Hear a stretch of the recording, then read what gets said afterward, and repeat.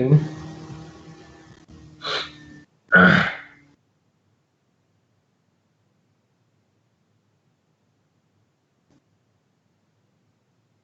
Okay.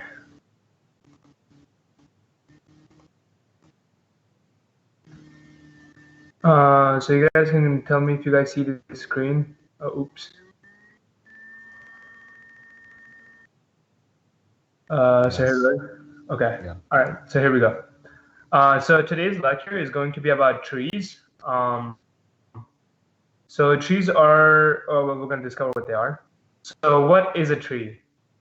So a tree is basically a data structure where you have a parent node which has children nodes. So in this case, 2 is the parent node, and it has 2 children, 7 and 5, each of which have their own children. So it's best to look at a tree graphically because it's easy to represent just by arrows. So this is basically the idea behind what a tree is. And so there's different types of trees. So the most common one and the most useful ones are the binary trees. And there's also general trees. So a binary tree is when each parent has at most 2 children.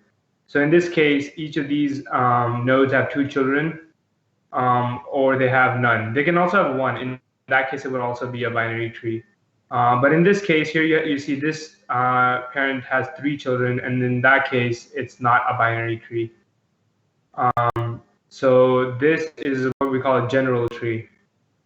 And so each of these could also be null. That's also possible. So we're going to move on. And so there are many ways to put information into a tree. Like you can put them in any order you want. But one of the most useful ways is when you have a binary search tree. So what it basically does is that the left child is always less in value than the parent, and the right child is always higher in value. So here you'll see 3 is smaller than 8, and 10 is greater than 8. So if you're going on the left, you're going towards lower values, and if you ever go to the right, you'll get to a higher value.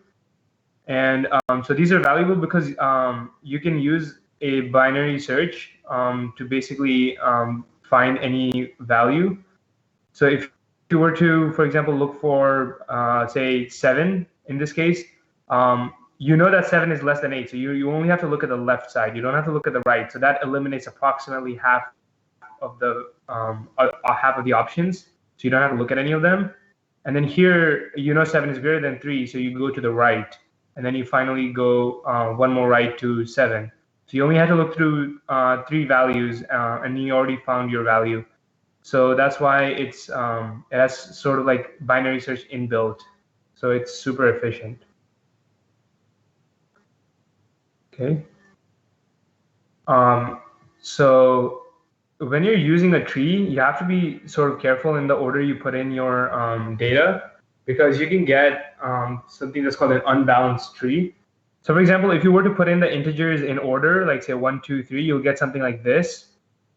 Because according to what here, you have to always put the higher value to the right. So here you'll see 2 will go to the right of 1, and then 3 will go to the right of 2. So instead of a tree, you end up with more like an array, and that's inefficient. So you're gonna have to make it balanced. And so there are some algorithms that are kind of advanced that let you do this, but they're built into Java. So when you're implementing trees, unless you're making your own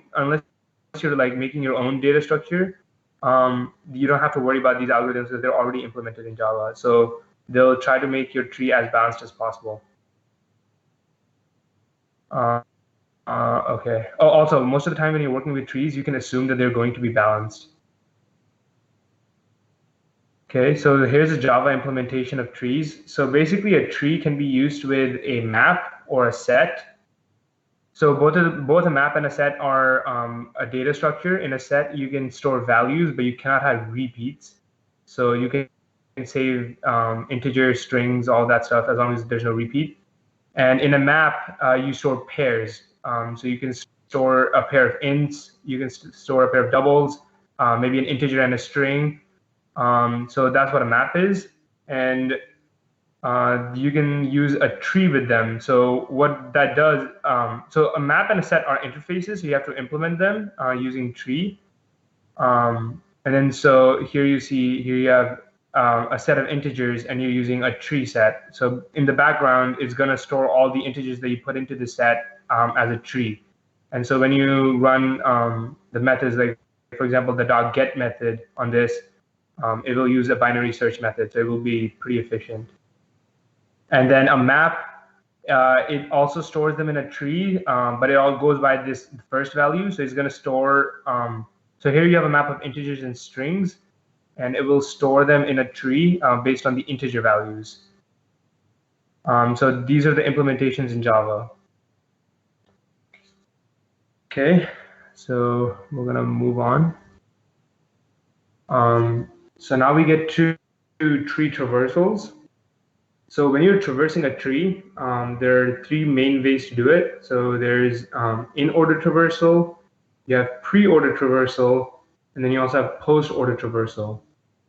So in order traversal, you visit the left child first, then you visit the parent, and then you visit the right child. So if you were to go in order on this map, on this tree, you'll go to the left child first. So instead of going to the 8, you actually go to the 3 first. But then you have to go to the left child of 3, so you'll go to 1. So you'll print out 1, and then you will go to the parent. So the parent for 1 is 3, so you'll go to 3. And then from 3, you'll go to the right child, so you'll go to 6. But then instead of printing 6, you have to go to the left child again, so you'll print 4. So basically, you have to you kind of have to be careful on how you traverse the tree because it can get pretty confusing, especially in a large tree like this. But that's in order traversal. Pre-order traversal is when you visit the parent, then you visit the left child, and then you visit the right child. So here you visit 8, you print out 8, then you visit the left child, so you'll visit 3. And since 3 is the parent of 1 and 6, you print 3, and then you go to 1. And then after 1, you'll go to 6. So this is how pre-order works. And then post-order, you travel first to the left child, then the right child, and then you go to the parent. So here you'll go to 3 first, but then you'll go to 1. So you'll print out 1. That's going to be your first number. Then you go to the right child, which is 6, but 6 has its own children, so you have to go to 4 first. Then you'll print 7, and then you'll print 6, and then 3. So that's how post-order works. So we're going to do an example on this on the next slide. So here's your tree, and I'm going to give you guys a few minutes to go ahead and write down or try to figure out what's the in-order, pre-order, and post-order traversal of this tree. And so, yeah.